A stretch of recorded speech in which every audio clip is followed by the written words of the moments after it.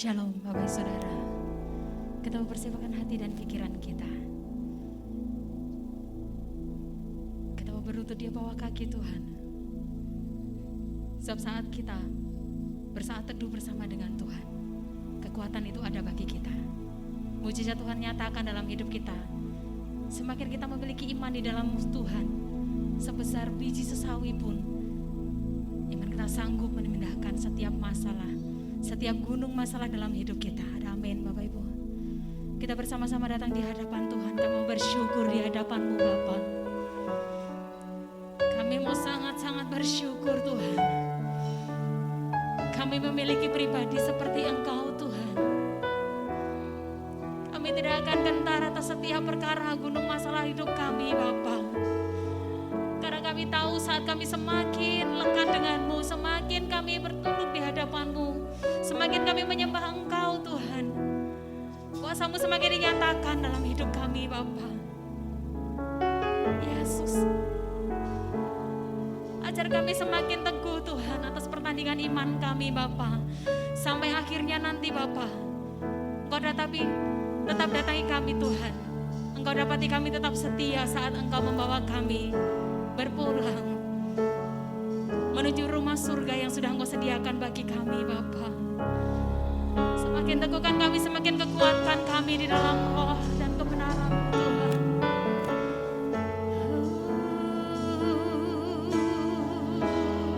Mari bersama-sama datang di hadapan Tuhan. Masuk hadirat-Mu Tuhan, dengan korban pujian. Masuk hadirat-Mu Tuhan, berhiaskan kekudusan.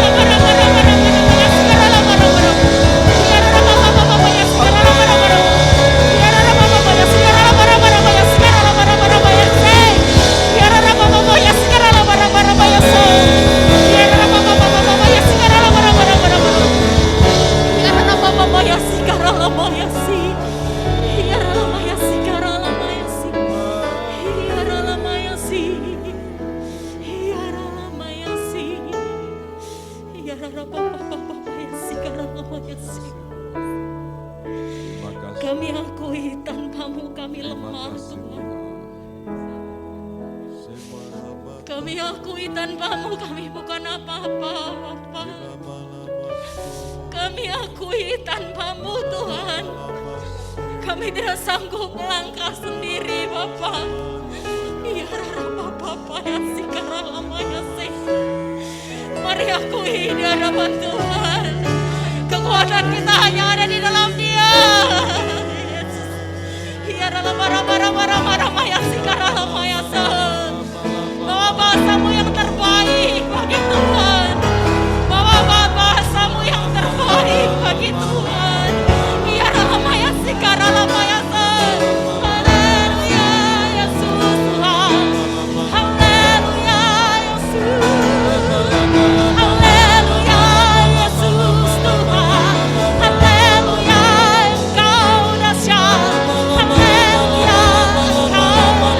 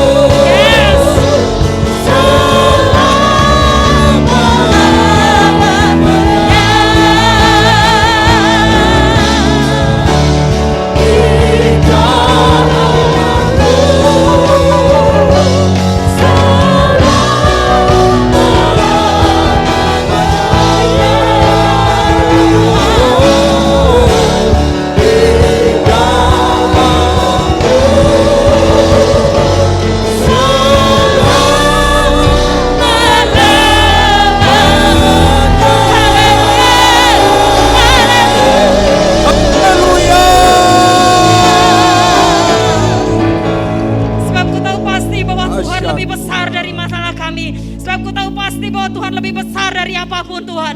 Itulah kenapa kami semakin kokoh di dalam Engkau. Semakin kami melewati segala jalan kami Tuhan. Kami semakin mantap. Kami nyatakan bahwa Engkau lebih besar dari apapun yang kami hadapi Tuhan. Terima kasih Bapa. Terima kasih Yesus buat setiap urapan yang Kau berikan bagi kami. Di dalam nama Tuhan Yesus. Setiap kita yang merasa diurapi Tuhan. Kita mau katakan bersama. Amin. Sorak-sorai yang meriah bagi Tuhan kita. Haleluya. Dialah kita yang sanggup. Bahkan apa yang tidak pernah kita lihat, yang tidak pernah timbul dalam pikiran kita, yang tidak pernah kita dengar, itu yang Tuhan sediakan bagi kita. Amin. Haleluya. Kita menyatakan bagi Tuhan.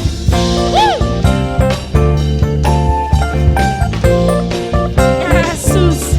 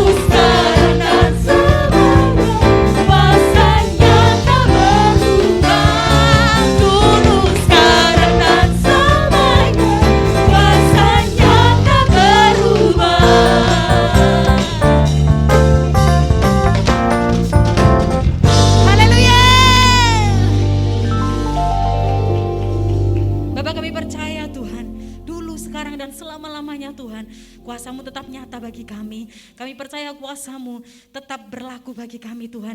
Mujizat-Mu tetap berlaku bagi kami Bapa. Terima kasih Bapa di surga. Kami percaya bahwa kemenangan demi kemenangan ada bagi kami. Saat kami berhubungan semakin erat dengan-Mu Tuhan. Ada satu kedekatan yang lebih lekat lagi antara kami dengan Engkau Bapa. Itulah tidak ada alasan untuk kami selalu mengambil jam-jam doa dalam hidup kami. Selalu mengambil jam-jam kami itu saat berteduh dengan Engkau. Karena kami percaya Engkau Allah kami yang disukakan atas setiap pujian kami, penyembahan kami Bapa. Semakin kami sadari Bapa, doa bukan hanya sebatas mulut kami berucap Tuhan. Namun doa adalah saat-saat di mana kami mau berkomunikasi secara intim dengan-Mu Tuhan. Kami percaya kemenangan demi kemenangan sudah Tuhan nyatakan bagi kami Bapa. Terima kasih Tuhan. Kiara lama yang sikar. Mari nyatakan. Yesus. Yesus, Yesus. Kami mau terus menyembah Engkau Tuhan. Kami mau nyatakan bahwa kami perlu Engkau Tuhan.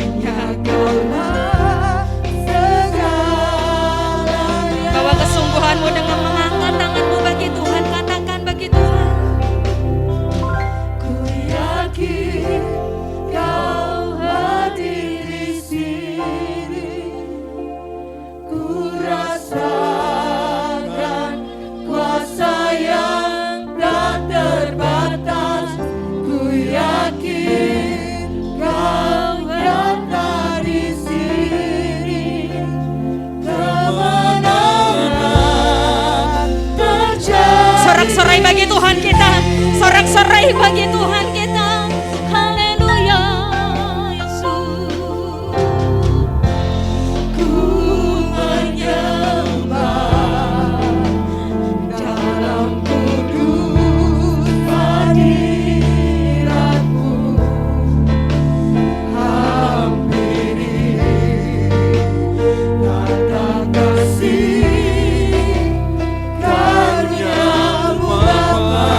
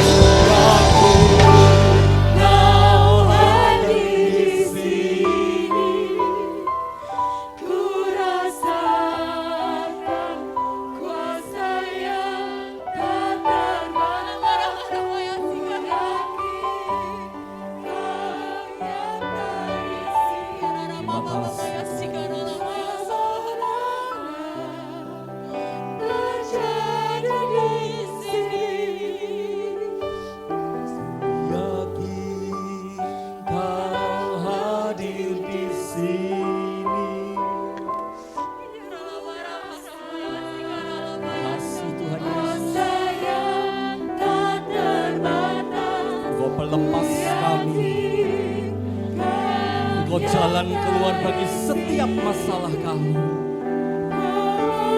Engkau solusi bagi setiap hidup kami, Bapa.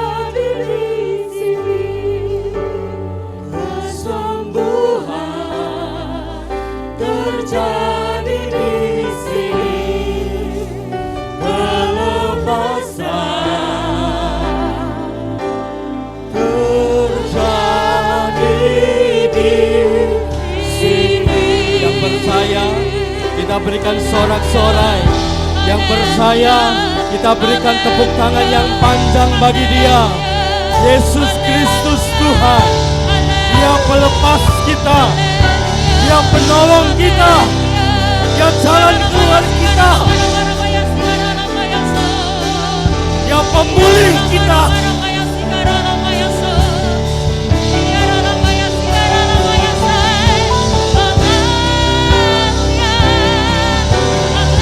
Ajaib perbuatan tangan-Mu ya Bapa. Ajaib setiap perbuatan tangan-Mu. Pertolongan-Mu ajaib bagi kami. Penyertaan-Mu dahsyat bagi kami.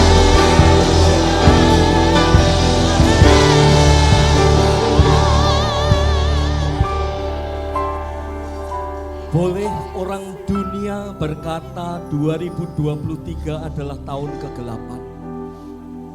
Tapi kami percaya dan kami teramat sangat yakin tangan-Mu tidak pernah kurang panjang untuk menjangkau kami. Dan tangan kanan-Mu akan terus menuntun kami, membawa kami dari satu kemuliaan pada kemuliaan selanjutnya. Dan biarkan hidup kami menjadi alat-alat kemuliaan-Mu Bapa. Di tahun kegelapan lewat hidup kami, cahaya surga memancar atas hidup kami. Cahaya surga terus melingkupi kami. Supaya kami boleh menjadi terang. Supaya kami boleh belajar menjadi berkat. Dimanapun kami berada. Di tengah kesulitan yang kami mau, yang kami minta, yang kami pohonkan kepada Engkau. Jadikan kami alat-alat kebenaran firman-Mu Bapa. Jadikan kami pelaku-pelaku firman-Mu Tuhan. Tidak saja mendengar dan melihat, tapi kami mengalami secara pribadi.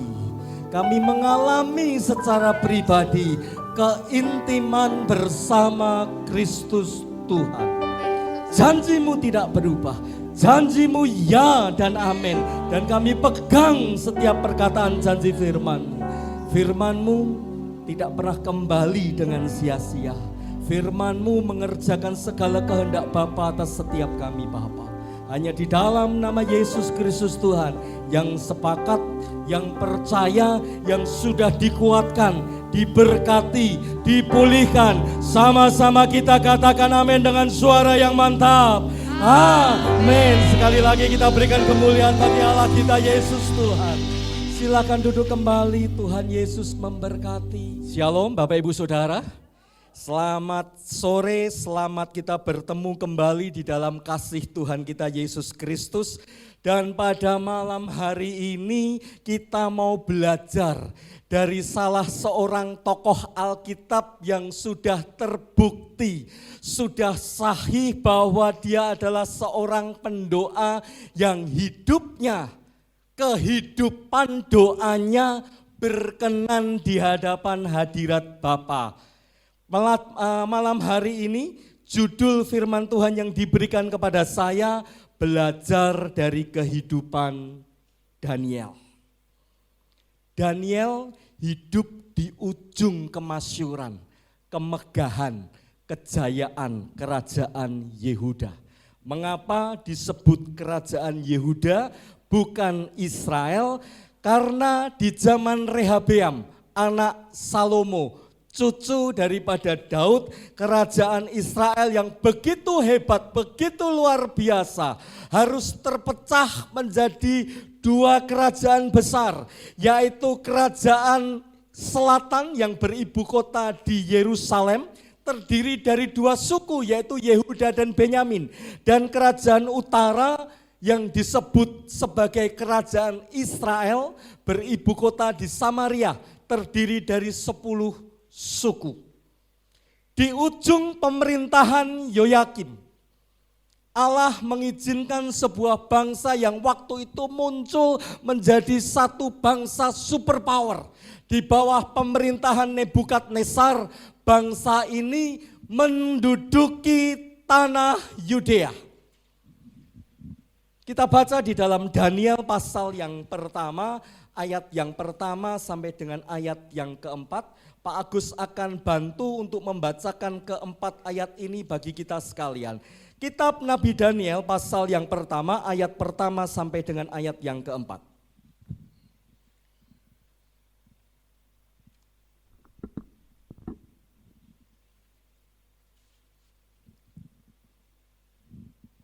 Daniel pasal yang pertama, ayat yang pertama sampai dengan ayat yang keempat. Di Istana Babel. Pada tahun yang ketiga pemerintahan Yoyakim, Raja Yehuda, datanglah Nebukadnezar, Raja Babel, ke Yerusalem, lalu mengepung kota itu. Tuhan menyerahkan Yoyakim, Raja Yehuda, dan sebagian dari perkakas di rumah Allah ke dalam tangannya. Semuanya itu dibawanya ke tanah Sinear, ke dalam rumah dewanya. Perkakas-perkakas itu dibawanya ke dalam perbendaharaan dewanya.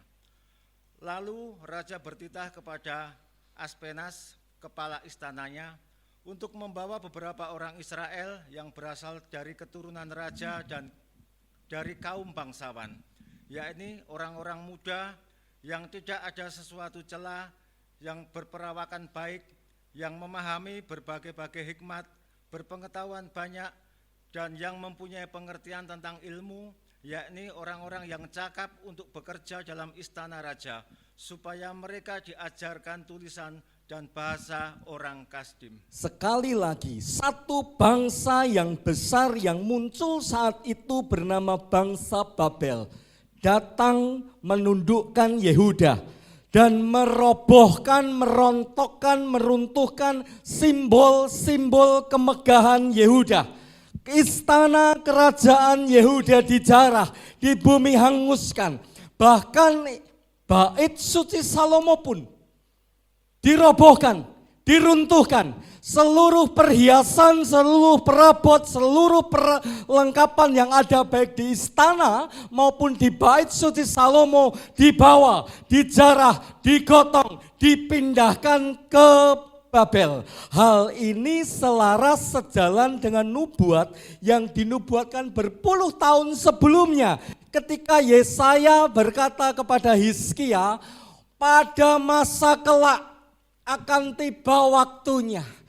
Bangsa yang hari ini rawuh menjadi tamumu, kata Yesaya kepada Hizkia, akan menjarah semua kekayaanmu. Menjarah semua peralatan perabotan istana dan bait suci Allah. Mengapa? Saat itu Hizkia mendapat bonus tambahan umur 15 tahun selepas sakit parah.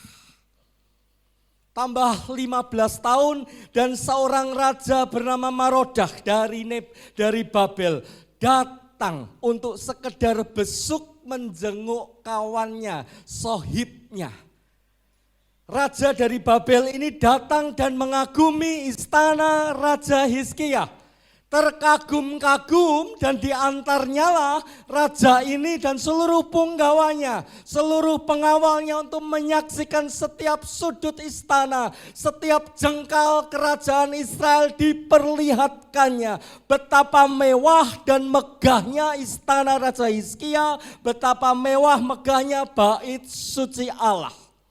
Dan hal itu menyakitkan hati Bapa di sorga. Dia utus kepada Yesaya untuk menegur Hizkia. Kesombonganmu, kebanggaanmu akan jadi bumerang. Dan terjadi satu masa ke depan. Hari itu nubuatan Yesaya terjadi. Seluruh perlengkapan peralatan yang ada di bait suci Allah diangkut, digotong, dijarah, dipindahkan ke Babel. Tidak saja barang-barang, tidak saja harta benda, tidak saja kekayaan yang dijarah. Bahkan firman Allah mencatat di ayat yang ketiga dan ayat yang keempat. seluruh keturunan raja-raja para bangsawan, cerdik pandai orang-orang bijaksana, orang-orang yang berpengetahuan, orang-orang yang berpendidikan baik, orang-orang yang memiliki kehidupan tanpa celah, diangkut dibawa ke Babel. Untuk apa? Menjadi satu sumber daya manusia yang satu saat orang-orang semacam ini akan diperlukan sebagai pilar-pilar untuk menjadikan negara Babel ini semakin kuat. Nebukadnezar tahu orang-orang Yehuda, orang-orang Israel adalah orang-orang yang diberkati Tuhan. Bangsa pilihan Tuhan yang memiliki IQ di atas rata-rata, memiliki keterampilan, memiliki kehidupan yang begitu luar biasa, kepandaian yang luar biasa, sehingga Nebukadnezar berhasrat, berikhtiar menjadikan orang-orang seperti ini kelak dipakai untuk semakin menjadikan bangsa Babel ini sebagai bangsa yang besar. Dan ketika mereka sampai di Babel, di tahun yang kedua, beberapa tahun kemudian Nebukadnezar menerapkan sebuah politik bernama nasionalisasi atau politik Babilonisasi. Adat istiadat, budaya, tradisi orang-orang Yehuda harus diselaraskan seiring sejalan dengan budaya, tradisi, bahkan keimanan, keyakinan orang-orang Yehuda harus diselaraskan. Nebukadnezar tahu ketika keyakinan yang berbeda ini satu saat, satu waktu akan menjadi duri dalam daging. Karena itu sebelum menjadi duri yang menyakitkan, keyakinan, tradisi, budaya harus disesuaikan, disejalankan dengan budaya, keyakinan orang-orang Babel yang notabene adalah penyembah berhala, menganut faham politeisme. Sedangkan orang Yehuda hanya mengenal satu Allah bernama Tuhan yang Esa.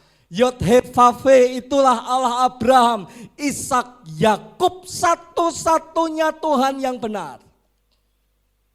Tidak saja keyakinan yang dinasionalisasi, pendidikan, menu makanan bahkan table manner pun harus sesuai selaras tradisi ala Babel. Tidak cukup sampai di situ, masih ada yang lain. Namanya pun harus dinasionalisasi. Mungkin panjenengan berkata, apalah arti sebuah nama? Tunggu dulu. Nama itu mengandung dua hal yang begitu besar. Yang pertama, nama itu adalah identitas kita. Dari mana kita berasal?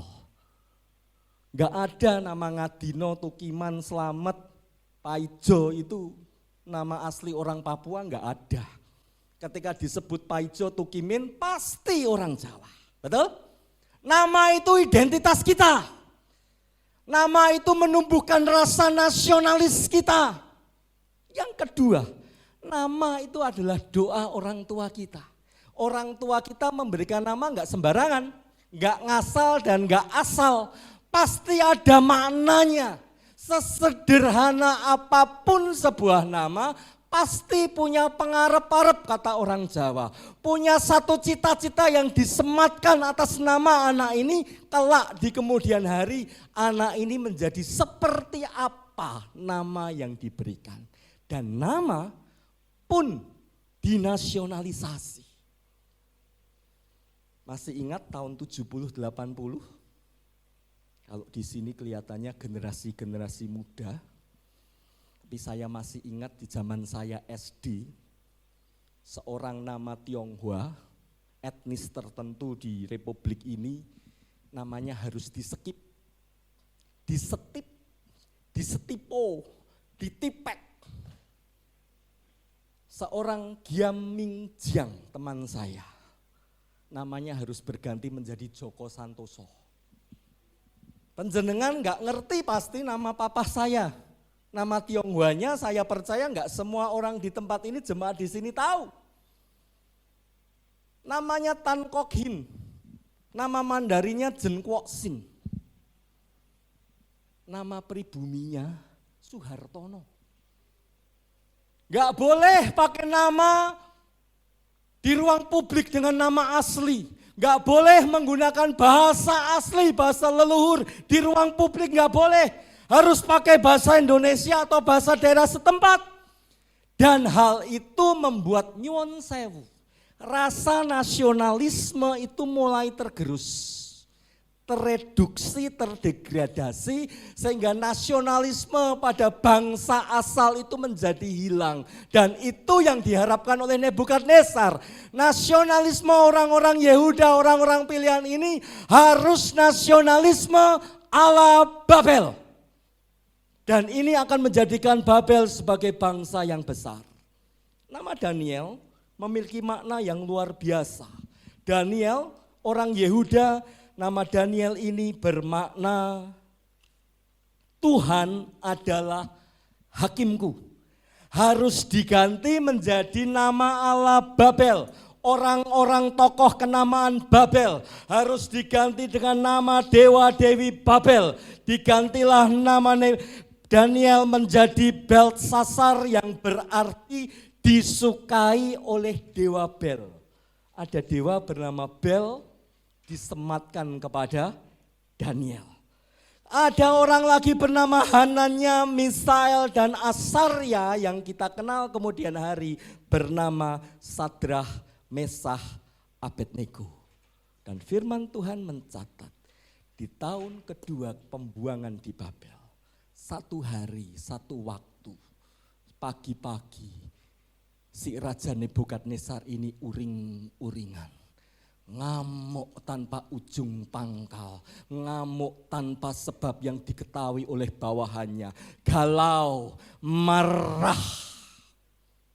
Dan diutus, dititahkan semua orang-orang cerdik pandai, orang-orang kasdim, tukang sihir, petenung, ahli ramal, orang-orang yang berpengetahuan, cerdik pandai kumpul di istana. Dan Raja Nebukadnezar memberikan satu titah perintah. Kalian semua ceritakan mimpiku semalam. Mimpi yang membuat hatiku gundah gulana dan galau. Membuat hatiku pahit, membuat hatiku marah.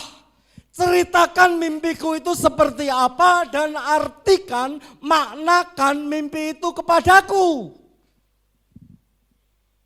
Para orang kasdim, cerdik pandai, orang-orang buangan, kasak-kusuk bertanya, ini raja mungkin lupa ngombe obat. Ini raja mungkin sudah telat disuntik, divaksin. Kenapa?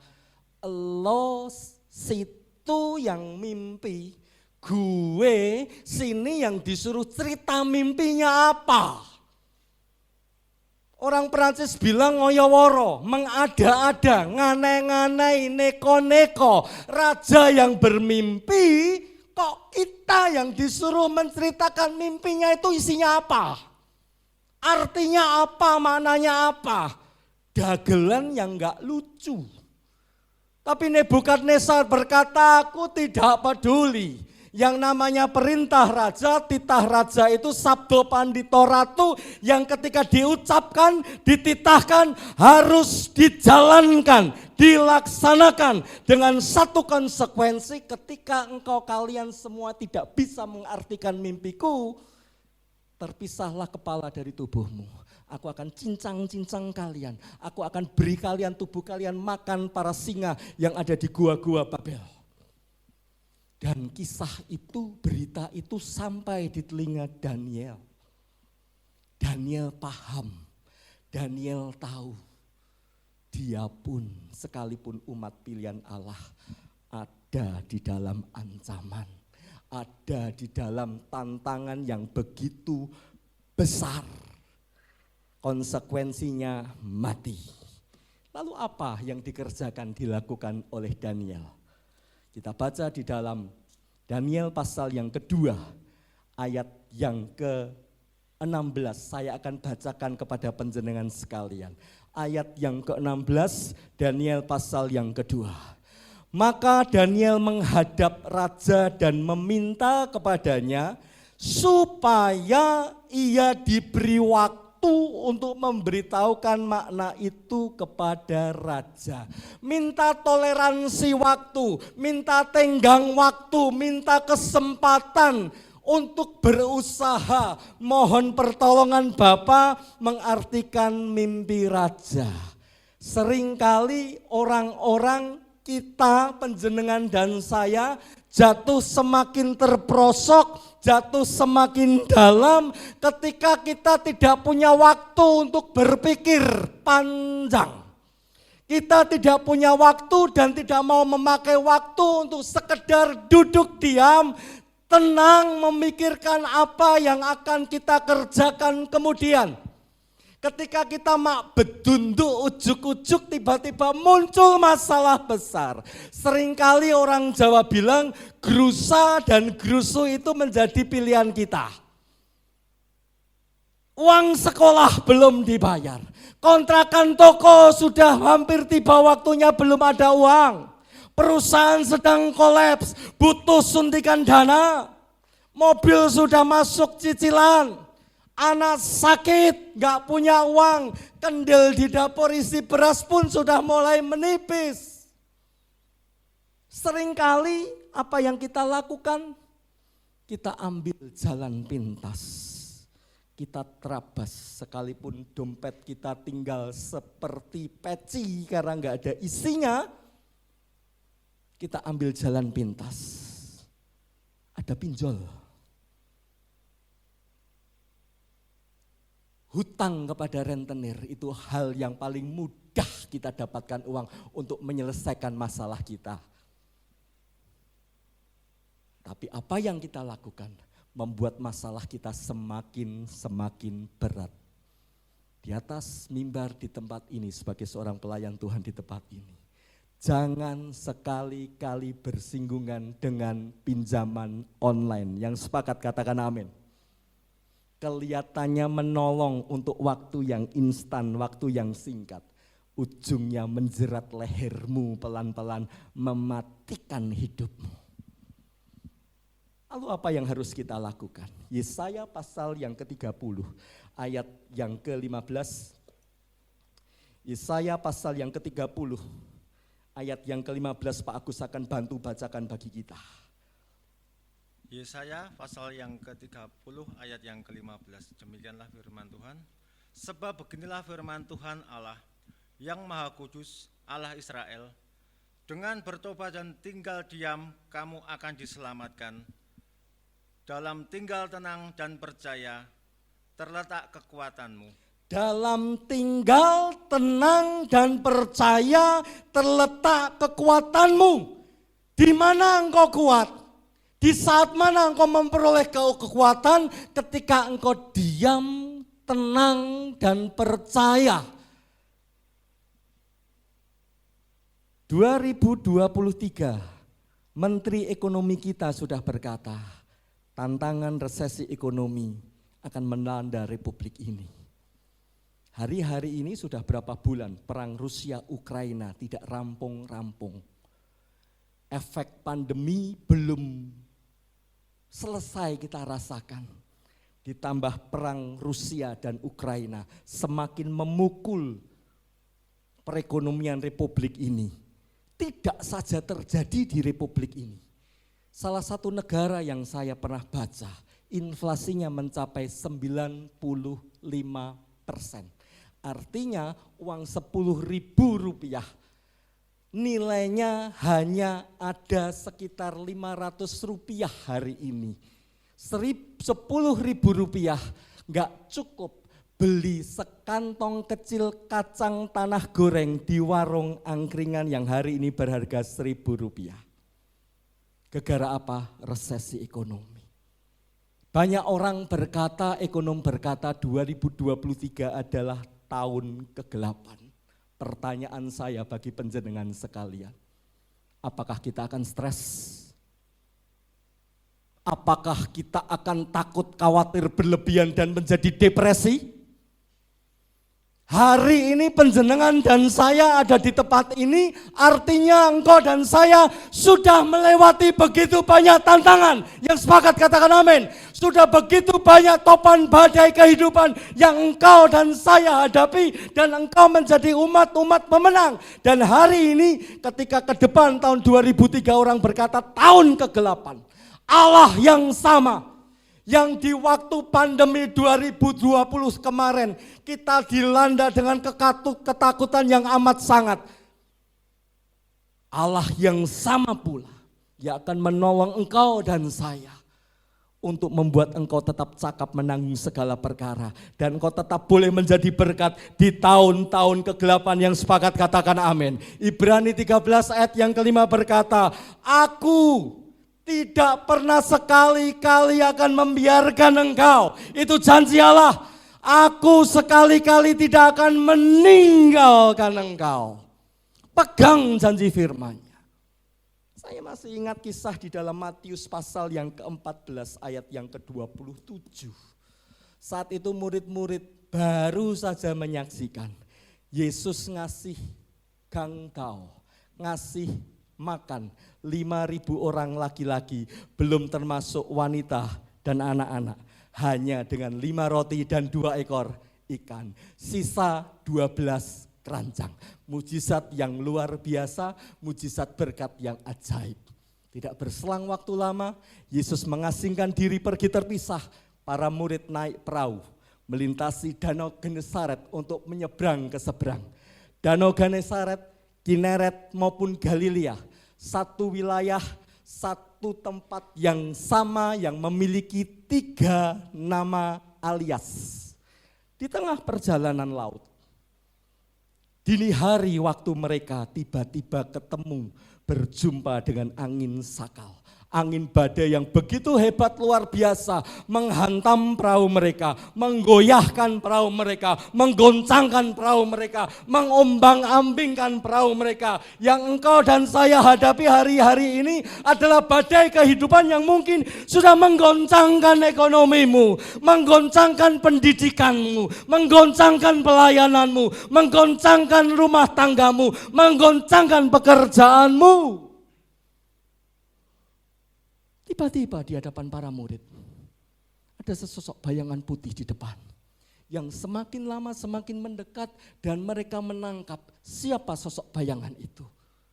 Mentor mereka, rabi guru mereka, nabi mereka, Mesias mereka yang mereka tahu bernama Yesus. Yang beberapa jam yang lalu mengadakan mujizat yang luar biasa. Pertanyaan saya bagi panjenengan sekalian, jawaban doa apa yang amat urgen yang mereka harapkan dari Yesus di tengah situasi gelombang yang begitu hebat?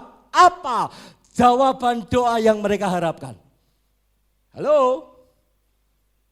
Reda, tenang kembali. Itu jawaban yang mereka harapkan. Tapi apa yang dikatakan Yesus? Ayat yang ke-27, kalau nanti Anda baca di rumah. Ayat ini berkata, aku ini, tenanglah, jangan takut. Yang disuruh tenang kita, para murid. Bukan Yesus meredakan, membuat tenang semesta. Semesta tenanglah, saya yakin semesta akan sunyi senyap kembali. Karena Yesus berkuasa atas semesta. Yang sepakat katakan amin. Itu yang diharapkan para murid. Tapi apa yang terjadi? Justru Yesus berkata, tenanglah, aku ini, jangan takut. Ketakutanmu, kecemasanmu, kekhawatiranmu seringkali membuat hidupmu terperosok semakin dalam. Masalah memang ada, ya. Tapi masalah yang lebih ribet, lebih rumit, lebih kompleks sejatinya ada di pikiran kita. Yang mengerti katakan amin. Seperti halnya orang mandi, lupa kalau di atas kepalanya nomplek shampoo. Ketika digosok-gosok, semakin keras digosok, apa yang terjadi? Apa yang terjadi? busanya semakin banyak. Apa yang harus dilakukan? Sebetulnya sepele. Ambil beberapa gayung air, bilas itu kepala, selesai. Seringkali masalah ada benar di depan kita.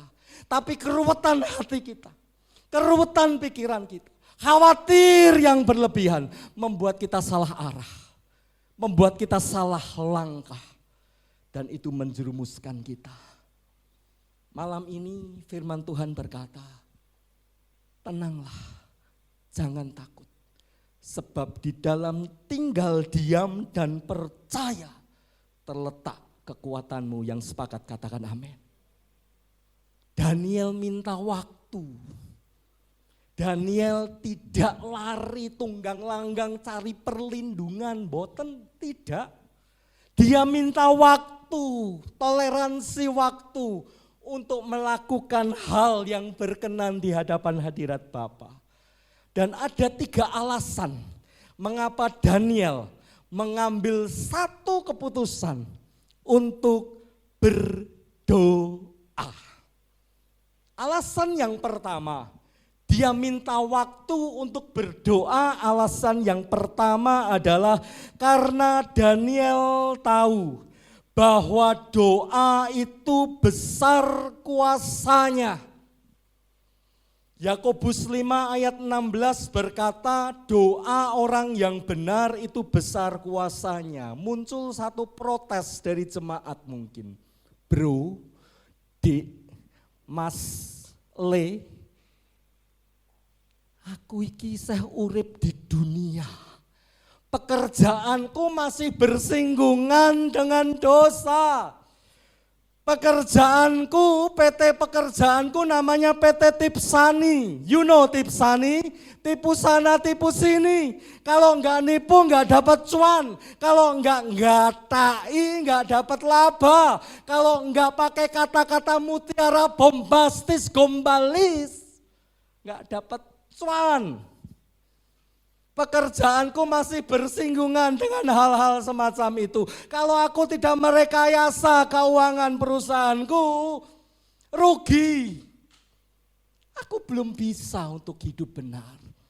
Apakah doaku tidak akan dijawab Tuhan? Beberapa minggu yang lalu sempat saya katakan, Ibrani 12:14 berkata, tanpa kekudusan tidak ada seorang pun akan sampai kepada Bapa. Apakah manusia di muka bumi ada yang kudus hidupnya? Apakah ada manusia di muka bumi ini hidup bak malaikat? Seorang misionaris besar, rohaniawan besar bernama John Calvin berkata bahwa hidup kudus itu bukan hidup nir tanpa dosa. Tapi hidup kudus itu adalah di mana panjenengan dan saya memiliki sensitivitas terhadap dosa, kepekaan terhadap dosa, kepekaan terhadap dosa, dan begitu tahu itu dosa, kita belajar untuk menghindarinya. Itulah hidup kudus.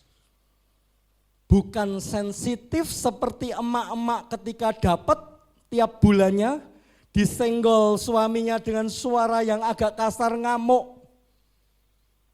Sensitif bukan kita gampang tersinggung, tetapi sensitif ketika ada dosa coba menyinggung kita, menjawel rohani kita. Kita katakan no terhadap dosa. Belajar untuk menolak dosa, sekalipun sulit, gak gampang, gak mudah. Saya pernah katakan kepada teman-teman saya sekantor, bekerja kok gaweane suruh ngapusi. Itulah kadang-kadang tuntutan pekerjaan. Kita mengalami apa yang disebut top down, tekanan dari atasan. Harus seperti ini, harus seperti ini. Kalau engkau dan saya memiliki sensitivitas yang peka terhadap dosa, mari belajar untuk menghindari dosa itu. Sedikit demi sedikit kita hindari. Hari ini harus lebih baik dari hari yang kemarin. Yang sepakat katakan amin. Besok harus lebih baik dari hari ini. Rohani kita. Saya punya teman yang 2-3 minggu yang lalu berpulang karena tensi tinggi. Ketika sedo kurang lebih kalau enggak salah tensinya sekitar 250, bawahnya kalau enggak 150, 175. Harian suaminya bercerita kepada saya, tensi 200, 210, 220 itu hal yang biasa. Wajahnya masih semringah. Harian selama kurang lebih 11 tahun terakhir, tensi tinggi menjadi santapan istrinya sehari-hari. Dan ujung akhirnya, Sabtu 2-3 minggu yang lalu ketika teman-teman sekantor mengajak dia untuk berobat, terlihat pucat, terlihat kurang sehat, tetapi dia ngeyel, enggak mau karena hal seperti itu hal yang biasa. Sampai ujungnya, maaf bicara, bibirnya, mulutnya mulai perot, ketarik ke atas dan dia akhirnya menyetujui untuk diangkut ke Kustati. Nasib berkata lain, dia sedo. Masih bersyukur panjenengan dan saya ketika sensitivitas tubuhmu berkata pusing. Cengeng orang Solo bilang, leher ini rasanya ketarik. Ketika kau melihat tensimu 140, 150, 160, sudah ada warning dari tubuhmu. Si ibu ini sudah kehilangan alarm tubuhnya. Dan celakalah ketika engkau dan saya kehilangan alarm rohanimu. Engkau tidak pernah lagi merasa berdosa ketika engkau keluar kata-kata umpatan. Engkau sudah tidak merasa berdosa lagi ketika engkau tipu sana, tipu sini. Engkau sudah tidak merasa berdosa lagi, satu hal yang biasa, hal yang dilegalkan. Toh kita hidup di dalam kasih karunia. Firman Tuhan berkata dalam 1 Yohanes 1 ayat yang ke-9. Sekalipun dosamu merah seperti kirmisi, tetapi ketika kita minta ampun dengan sungguh Allah akan menghapuskan dosa kita. Bukankah Allah sudah berjanji kepada kita, toh ketika aku berbuat dosa cukup aku minta ampun, aku diampuni. Ya kalau sempat minta ampun dan bertobat. Hati-hati, hati-hati. Belajar untuk hidup benar, yang sepakat katakan yes. Dan doa orang yang benar itu besar kuasanya. Apa yang dilakukan oleh Daniel untuk dia belajar hidup kudus. Jangan panjenengan melihat sesuatu yang muluk dan muluk yang terlalu tinggi. Kita belajar dari Daniel saja. Apa yang dilakukan Daniel? Ayat yang ke-8 dari Daniel pasal yang pertama berbunyi demikian. Daniel berketetapan untuk tidak menajiskan dirinya dengan santapan raja dan dengan anggur yang biasa diminum raja. Dimintanyalah kepada pemimpin pegawai istana itu supaya ia tidak usah menajiskan dirinya dari hal-hal yang kecil, hal-hal yang ringan, hal-hal yang sepele. Mari kita belajar hidup benar, tidak menajiskan dirimu dengan hal-hal duniawi. Dari hal-hal yang kecil, hal-hal yang sepele, mari kita belajar. Dan Allah, saya percaya akan terus naikkan level rohanimu semakin hari, semakin meningkat tinggi. Yang kedua, mengapa Daniel berdoa di saat-saat kesulitan hidupnya memuncak? Jawabannya, Daniel tahu pentingnya doa bersama. Pak Agus akan bacakan kepada kita Daniel pasal yang kedua ayat yang ke-17 sampai yang ke-18.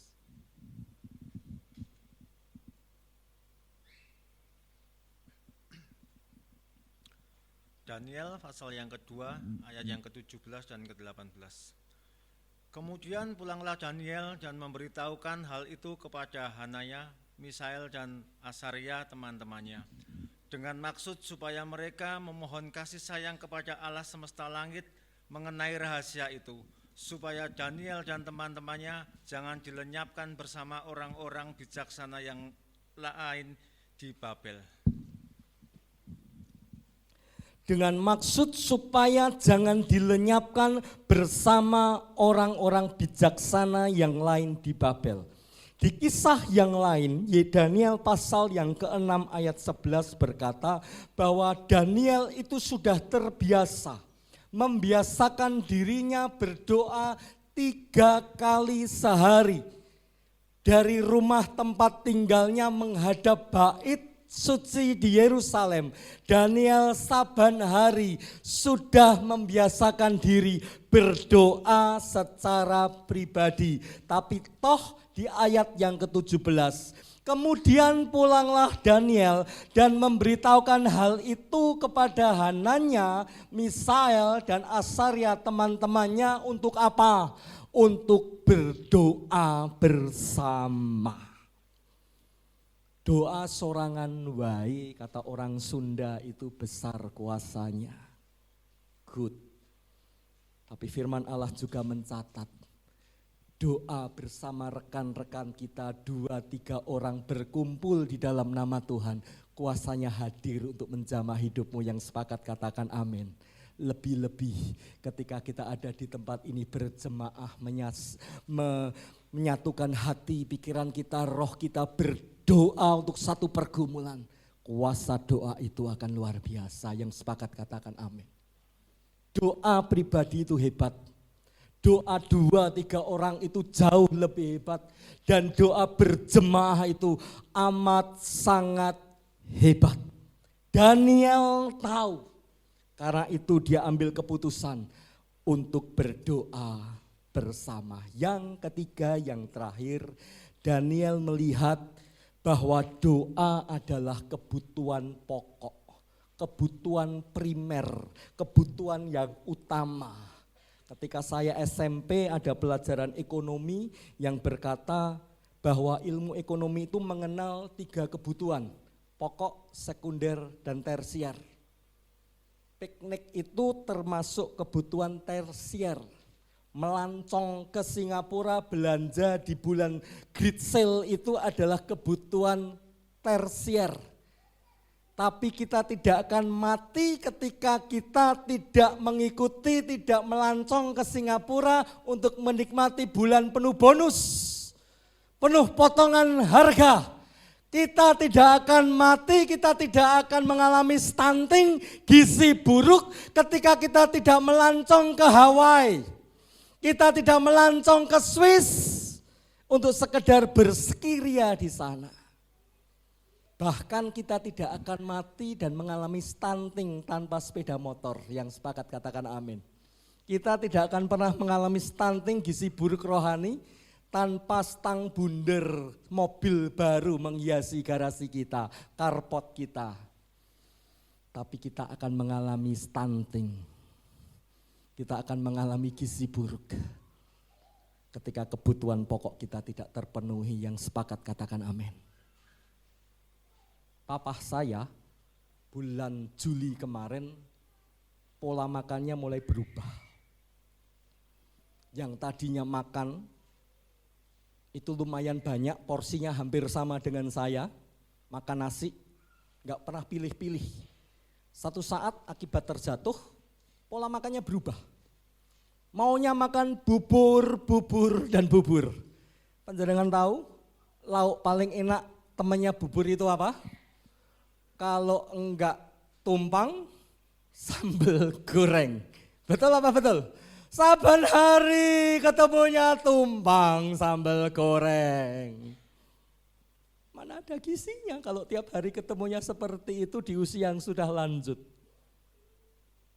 Mungkin kalau panjenengan dan saya masih kuat, masih muda, leukositnya masih tinggi, bisa. Mungkin sebulan 2 bulan ketemunya karena terpaksa, ketemunya cuma bubur tiap hari, jenang lemu tiap hari. Tapi bagi orang-orang yang sudah sepuh, ketika leukosit dalam tubuhnya itu, benteng pertahanannya itu sudah mulai runtuh, mulai habis, dibutuhkan asupan gizi yang lebih. Dan ketika kebutuhan pokokmu tidak terpenuhi, maka engkau akan mengalami ambruk, orang Perancis bilang, jatuh sakit. Dan itu berakibat fatal. Ketika doa yang menjadi kebutuhan pokokmu tidak engkau berikan atas rohanimu, engkau akan mengalami apa yang disebut gizi buruk. Gizi buruk di dalam rohanimu. Hidupmu akan lemah. Hidupmu akan gampang jatuh. Daniel tahu, doa itu adalah kebutuhan pokok yang harus dipenuhi. Siapa Daniel? Daniel ini bukan pejabat kaleng-kaleng. Bukan pejabat kelas mediocre ke bawah. Daniel pasal yang kedua, ayat yang ke-48, inilah posisi Daniel. Lalu raja memuliakan Daniel, dianugerahkannya lah dengan banyak pemberian. Daniel seorang yang kaya raya, borju, banyak duitnya, banyak bonus yang dia terima. Lanjut. Dengan banyak pemberian yang besar dan dibuatnya dia menjadi penguasa atas seluruh wilayah Babel dan kepala semua orang bijaksana di Babel. Daniel memiliki jabatan kedudukan yang luar biasa. Tetapi toh di dalam kelimpahan Daniel, kemewahan Daniel, kedudukan yang tinggi, ayat yang ke-6 saya mau buktikan kepada panjenengan apa yang dilakukan Daniel saban hari. Ayat 11b. Dalam kamar atasnya ada tingkap-tingkap yang terbuka ke arah Yerusalem, menghadap ke arah bait suci Salomo yang sudah runtuh. Lanjut, 3 kali sehari ia berlutut, berdoa serta memuji Allahnya seperti yang biasa dilakukannya. Kita makan sehari 3 kali, berapa kali engkau berdoa? Halo? 3 kali pula bro. Bukankah aku makan 3 kali, aku juga berdoa untuk makan juga 3 kali? Gak cukup Bapak Ibu Saudara. Butuh waktu khusus untuk engkau memberi makan rohmu. Yang tekun itu mesti tekan, yang percaya katakan amin. Yang tekun di dalam doamu, engkau pasti akan sampai kepada apa yang kau cita-citakan. Ketika engkau tekun di dalam doamu, engkau akan sampai kepada apa yang kau pergumulkan. Tekun, engkau pasti akan tekan. Tekun, engkau pasti akan sampai. Karena kebutuhan pokokmu itu terpenuhi. 3 hal yang dilakukan Daniel. 3 hal alasan yang dilakukan Daniel. Daniel tahu doa orang benar itu besar kuasanya. Daniel tahu doa bersama itu luar biasa mujarabnya. Dan Daniel tahu bahwa doa itu adalah kebutuhan pokok hidupnya. Poin selanjutnya, poin terakhir. Yesus pun berdoa. Yesus itu patron kita, model kita, contoh hidup kita. Kita disebut Kristen karena kita adalah pengikut Kristus. Mari menjadikan Kristus itu bukan saja label di dalam KTP kita, Kristen. Tapi mari belajar, Kristus menjadi pola hidup kita. Di dalam Matius pasal yang ke-26, Injil Matius pasal yang ke-26, kita akan melihat satu judul perikop yang berbunyi di Taman Getsemani. Maka sampailah Yesus bersama murid-muridnya ke suatu tempat, ayat yang ke-36, yang bernama Getsemani. Lalu ia berkata kepada murid-muridnya, duduklah di sini sementara aku pergi ke sana untuk berdoa. Banyak kali saya menemui para debater tetangga sebelah kita yang berkata, bukti Yesus bukan Tuhan karena dia berdoa. Tuhan kok berdoa? Mereka tidak tahu dan tidak pernah mau tahu. Filipi sudah menerangkan bahwa dia Allah yang sudah mengosongkan dirinya, yang tidak menganggap sebagai kesetaraan dengan Allah sebagai sesuatu yang layak, yang patut, yang wajib hukumnya untuk dipertahankan. Yang mengambil rupa seorang manusia bernama Yesus yang taat sampai mati di atas kayu salib. Yesus yang adalah Sang Firman. Di dalam Allah yang esa pasti Tritunggal. Allah yang esa memiliki firman untuk menciptakan. Allah yang esa punya roh sebagai hayat hidupnya yang bernama Roh Kudus. Dan dia Bapa di sorga mengutus Sang Firman untuk nuzul menjadi manusia. Allah Sang Firman nuzul menjadi manusia ditolak. Tetapi firman nuzul menjadi buku diimani.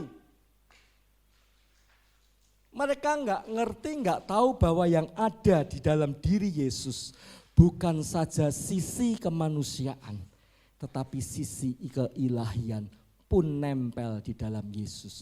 Lalu siapa yang berdoa? Kemanusiaan Yesus. Siapa yang mati tersalib? Kemanusiaan, kedagingannya, inkarnasi roh menjadi manusia, menyewa rahim Maria, mengambil kedagingan Maria menjadi manusia bernama Yesus. Itulah yang berdoa, itulah yang tidur, itulah yang makan ikan goreng, itulah yang mati tersalib, menebus dosamu, kemanusiaan Yesus. 1 Petrus 3:18 juga berkata, yang dibunuh di dalam kemanusiaannya. Jadi ketika dia berdoa, kepada siapa dia berdoa? Kepada Bapa yang mengutus, kata Yohanes 17 ayat yang ketiga. Siapa yang berdoa? Kemanusiaan Yesus yang tahu di malam Paskah adalah hari terakhir sebelum dia masuk dalam arena pembantaian. Dia tahu besok hari. Yesaya 53 sudah mewartakan. Rupanya pun sudah tidak layak disebut manusia karena rusak. Didera, dicambuk 30-40 kurang 1. Hancur tubuhnya. Dia tahu besok seperti apa, bagaimana caranya dia akan menghadapi sakaratul maut. Dia tahu dengan cara-cara di luar peri kemanusiaan. Karena itu dagingnya berontak dan berkata kepada Bapa, jika jadi, jika boleh menjadi kehendakmu, lalukan cawan anggur ini dari hadapanku. Yesus tahu dia akan mengalami hal yang luar biasa menyakitkan. Tapi apa yang terjadi? 3 kali dia berdoa. Sang pemilik sorga menutup mata dan menutup telinganya. Mengabaikan permohonan Yesus. Mengabaikan permohonan manusia Yesus. Yesus tersalib bagimu dan bagiku untuk menyatakan kasih Allah yang luar biasa. Bersyukur panjenengan dan saya memiliki Allah yang mau menyatakan dirinya menjadi manusia. Karena ada Allah yang tidak bisa menyatakan dirinya kepada umat ciptaannya. Tapi bersyukurlah engkau memiliki Allah yang mau nuzul menjadi manusia untuk menebus segala dosa-dosamu. Yesus pun berdoa. Kalau engkau tidak pernah berdoa secara intim, secara khusus, apakah engkau sudah merasa lebih dari Yesus? Apakah engkau sudah merasa lebih dari Allah itu sendiri? Yesus berdoa. engkau dan saya pun wajib untuk meniru patron kita, model kita untuk berdoa. 2023 sebentar lagi. Persiapkan dirimu, landasi dirimu dengan doa. Boten wonten resep sanesipun. Hanya doa yang akan memberikan engkau kekuatan. Doa yang akan memberikan engkau penghiburan. Doa yang akan memberikan engkau pemulihan. Doa yang akan membuat engkau tetap cakap menanggung segala perkara. Kesimpulannya, saya undang petugas mimbar untuk kembali melayani kita di tempat ini. Bagi Tuhan tidak ada yang mustahil. Karena itu jangan jemu-jemu berdoa. Sebab doa yang benar besar kuasanya. Berdoalah bersama dengan keluarga atau saudara seiman. Jadikan doa sebagai kebutuhan kita setiap hari. Dan berdoalah selaras firman-Nya. Seperti halnya Yesus berdoa, berdoalah. Soli Deo Glory, Tuhan Yesus memberkati. Sebentar lagi kita akan menikmati tubuh dan darah Yesus Kristus Tuhan lewat perjamuan kudus. Mari siapkan hatimu, siapkan rohmu. Kita akan sebentar menyembah Tuhan, mempersiapkan roh kita untuk menikmati berkat Tuhan. Firman-Mu boleh berhenti berkata-kata, dan hamba boleh berhenti untuk menyampaikan kebenaran firman-Mu. Tapi hamba terlalu yakin, terlalu percaya, setiap patah kata firman-Mu tidak akan pernah kembali dengan sia-sia. Firman yang Engkau utus akan mengerjakan seturut kehendak-Mu, memberikan kepada kami kekuatan yang baru, memberikan kepada kami kekuatan ekstra, power yang berlebih, supaya daya baterai rohani kita tidak cepat habis dan kita padam roh kita mati di dalam kerohanian kita. Terus aktifkan baterai rohanimu. Terus aktifkan kuasa doamu di dalam dirimu. Tetap minta di dalam setiap doamu untuk tangannya menolong engkau. Tangannya memagari hidupmu. Tangannya menumpangkan tangannya atas hidupmu, memberkati hidupmu, memulihkan hidupmu, menjaga hidupmu. Karena engkau dan saya adalah debu yang tidak berdaya apa-apa. Tanpa sang pemilik, hidup ini ikut campur tangan atas segalanya. Mari bersama-sama saya rindu kita naikkan pujian ini. Kekuatan di hidupku hanya di dalam Yesus, hanya di dalam Roh Kudus, di dalam Bapa. Itu terletak kekuatan kami.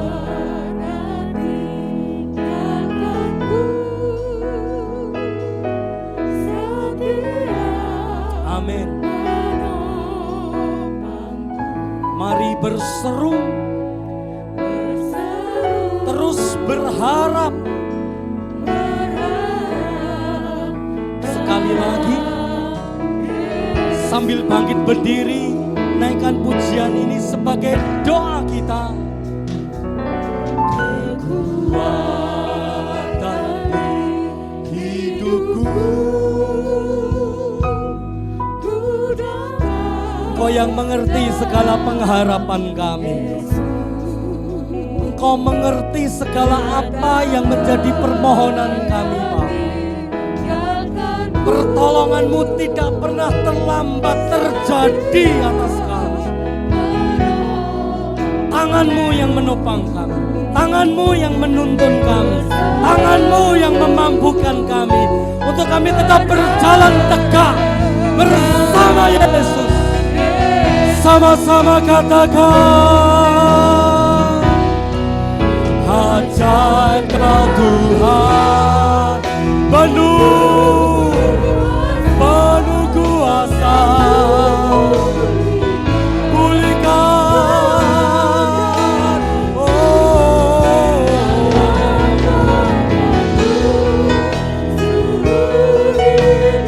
Dia hanya sejauh doa. Dia bukan pribadi yang jauh. Dia dekat. Dia dekat atas hidupmu. Semua menyembah.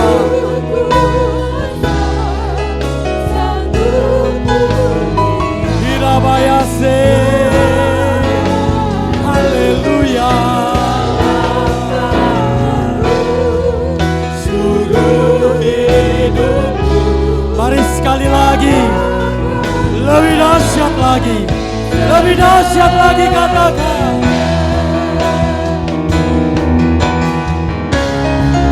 Hajat kau Tuhan, penuh kuasa. Engkau yang sudah pulihkan kami, sudah segarkan kami, memberi kami kekuatan, memberi kami kemampuan.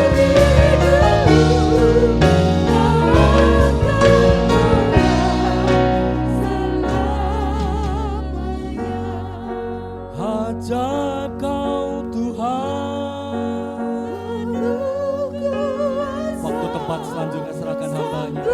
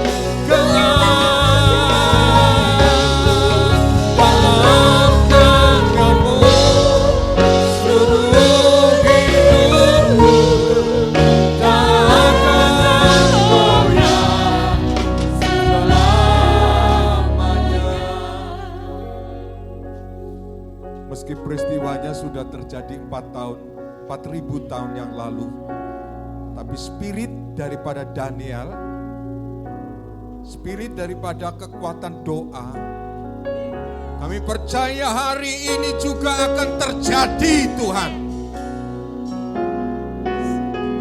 Kuncinya percaya, buka hati untuk Tuhan. Biarkan Roh Kudus bekerja. Biarkan Roh Kudus bekerja. Biarkan Roh Kudus bekerja. Haleluya.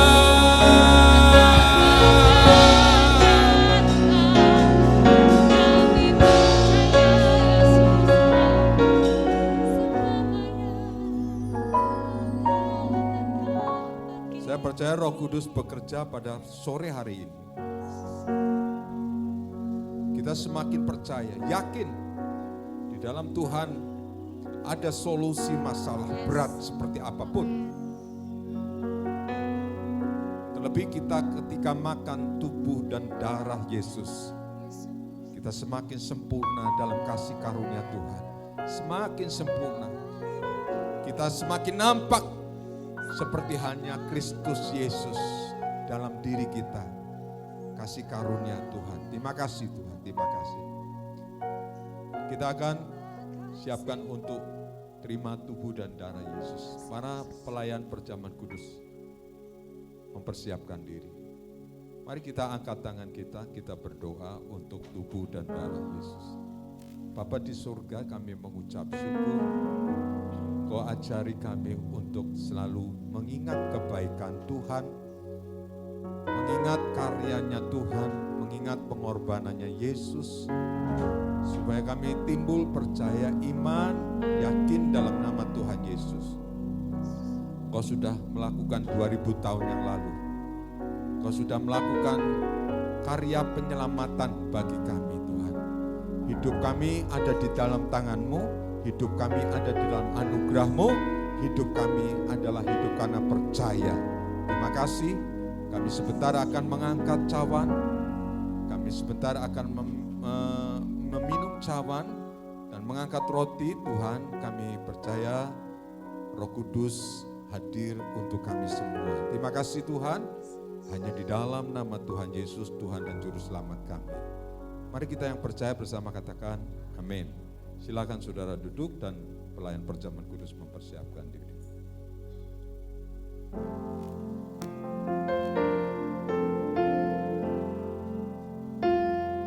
Ku menyembah dalam kudus hadirat-Mu, hampiri tata kasih karunia-Mu Bapa.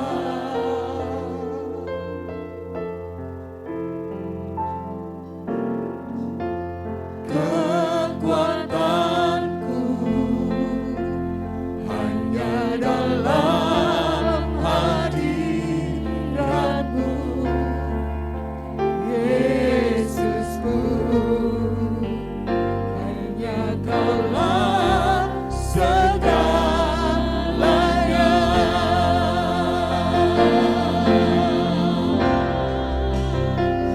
Ku yakin Kau hadir di sini, ku rasakan kuasa yang tak terbatas. Ku yakin Kau nyata di sini, kemenangan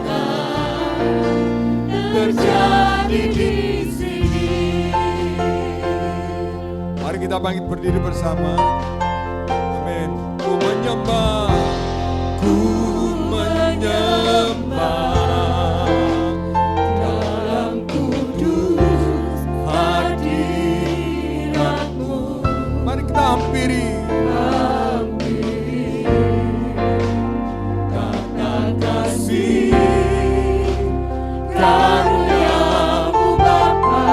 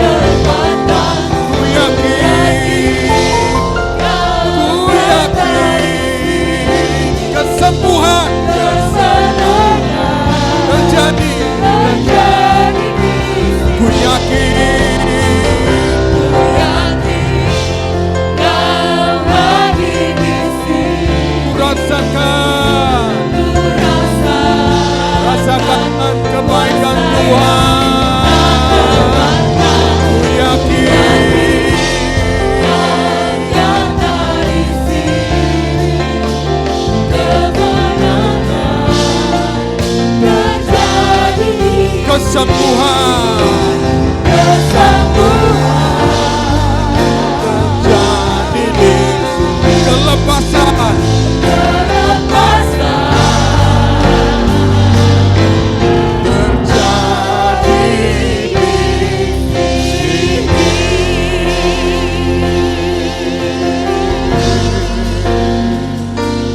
Haleluya. Haleluya. Tarik urapan Tuhan. Haleluya. Haleluya. Haleluya.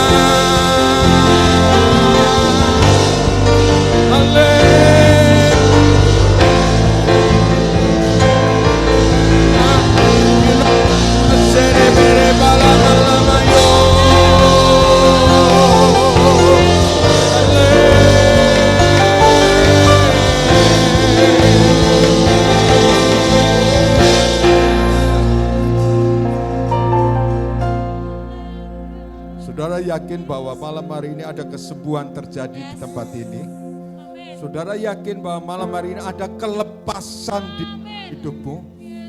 Sukacita, damai sejahtera dari Tuhan turun atas engkau. Sesuai dengan iman keyakinanmu terjadi kuasamu. Tuhan terima kasih Tuhan. Kami sebentar akan terima tubuh dan darah-Mu. Sempurnalah kasih-Mu, sempurnalah kebaikan-kebaikan-Mu lewat kami makan dan minum tubuh dan darah-Mu Tuhan. Tuhan, hamba-Mu menyerahkan seluruh jemaat-Mu ke dalam tangan-Mu. Mereka sebenarnya tidak layak, tetapi karena darah-Mu yang kudus, mereka menjadi layak untuk menerima tubuh dan darah-Mu Tuhan. Terima kasih Bapa. Hari ini dengan penuh ucapan syukur kami akan terima tubuh dan darah dalam nama Tuhan Yesus. Amin. Kita akan makan bersama tubuh dan darah Yesus. Ya, mari kita angkat dengan tangan kanan kita.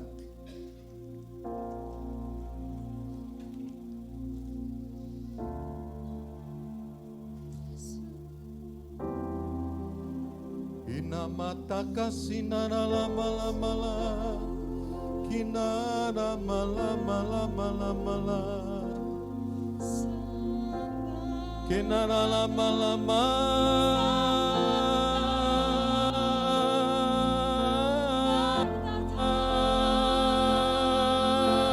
mata kasih kunama lama lama lama la. Mari bermasmur bagi Tuhan. Setiap hati bermasmur Tuhan. Kenaka sekenara malama lama lama lama lama ya mace.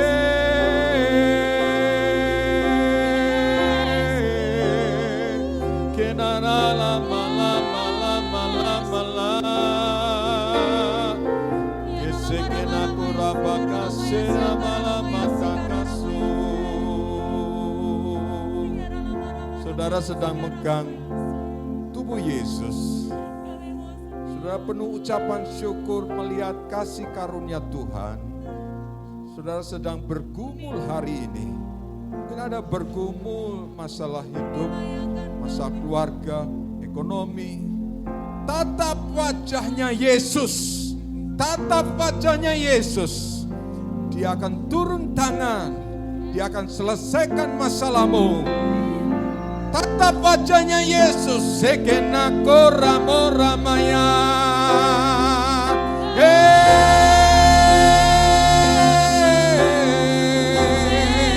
Konano namo ramana, kenana se,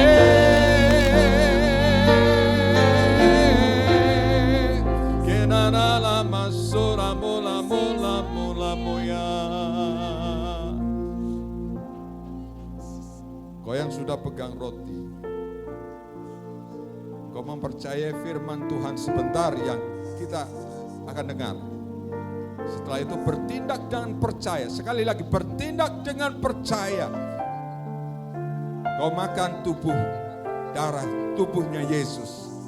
Sukacita ada pada kita. Sebab apa yang telah kuteruskan kepadamu, telah aku terima dari Tuhan, yaitu bahwa Tuhan Yesus pada malam waktu ia diserahkan mengambil roti, dan sesudah itu ia mengucap syukur atasnya, ia memecah-mecahkannya, mari pecahkan dan berkata, inilah tubuhku yang diserahkan bagi kamu, perbuatlah ini menjadi peringatan akan aku. Bukankah tubuh Kristus adalah persekutuan yang kudus, yang heran, oleh karena kuasa tubuhnya? Yang percaya katakan amin. Mari kita percaya dalam nama Tuhan Yesus, kita makan bersama-sama di dalam nama Tuhan Yesus. Amin.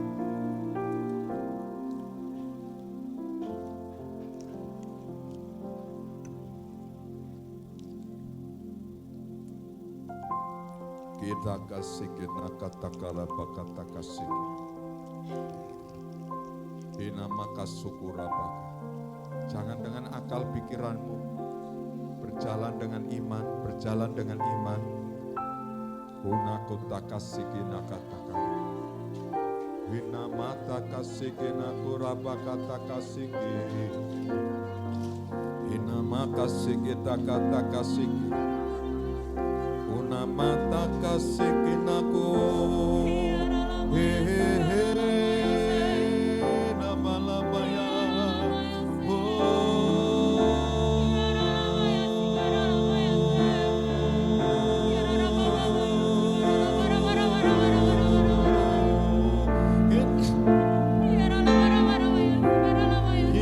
lama-lama sih.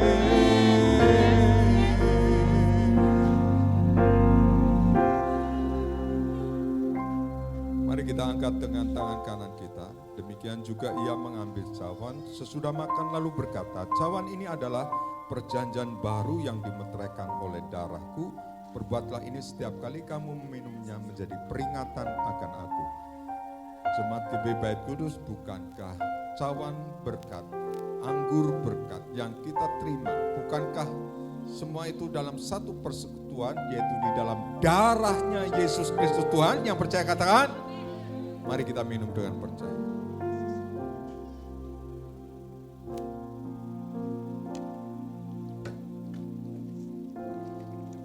Lepaskan gelas-gelas dan angkat kedua tangan. Jekira kata-kata perkara kata-kata sigina kata-kata kata-kata.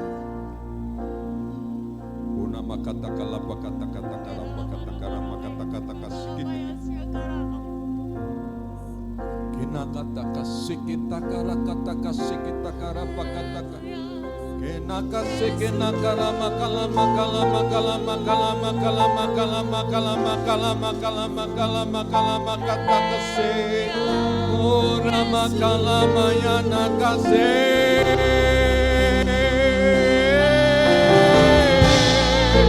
Kena lama lama lama lama lama lama lama lama lama lama ya. Kiana lama lama lama lama lama lama lama lama-lama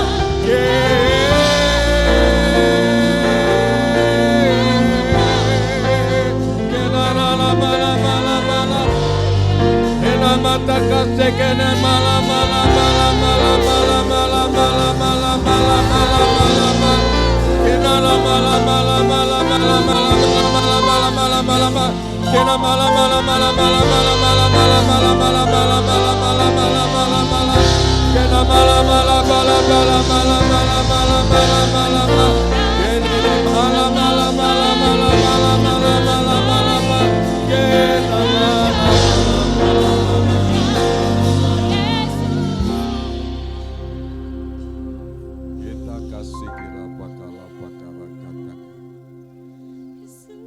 Kau tidak berjuang sendiri ketika menghadapi pergumulan. Percayalah, bersama Tuhan kau bisa menghadapi persoalan.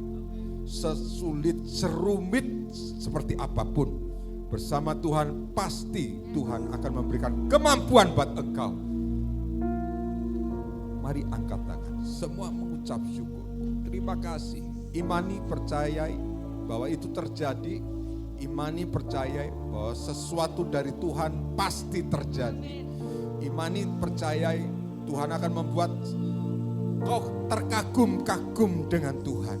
Luar biasa kasih-Mu Tuhan. Luar biasa pembelaanmu Tuhan.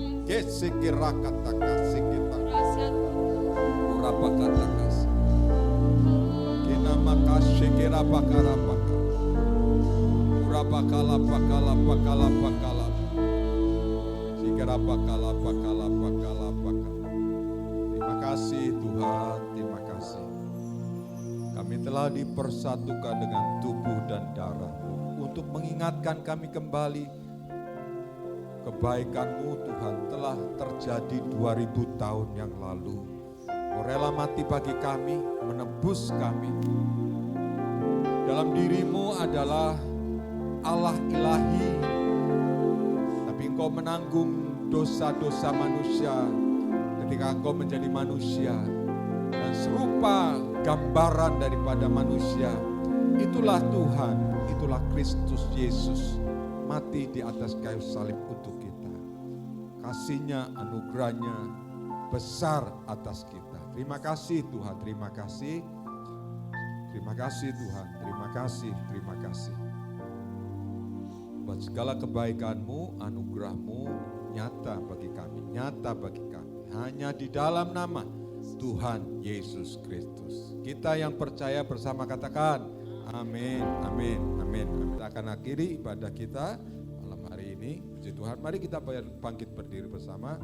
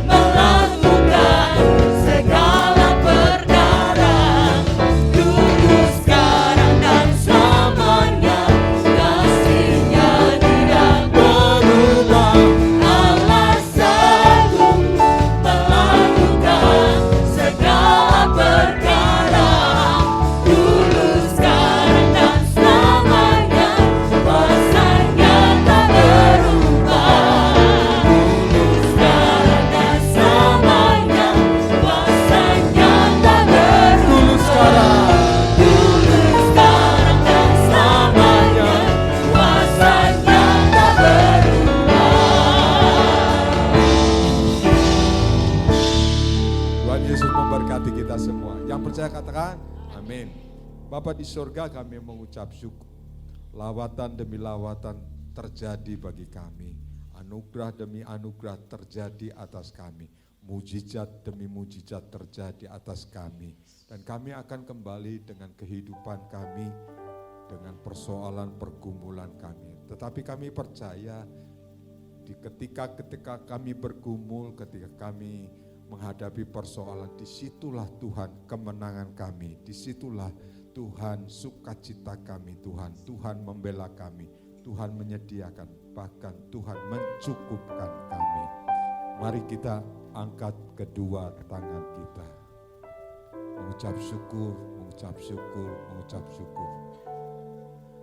Undurlah dari tempat ini, pulanglah dengan membawa berkat. Pulanglah dengan membawa kasih karunia Tuhan.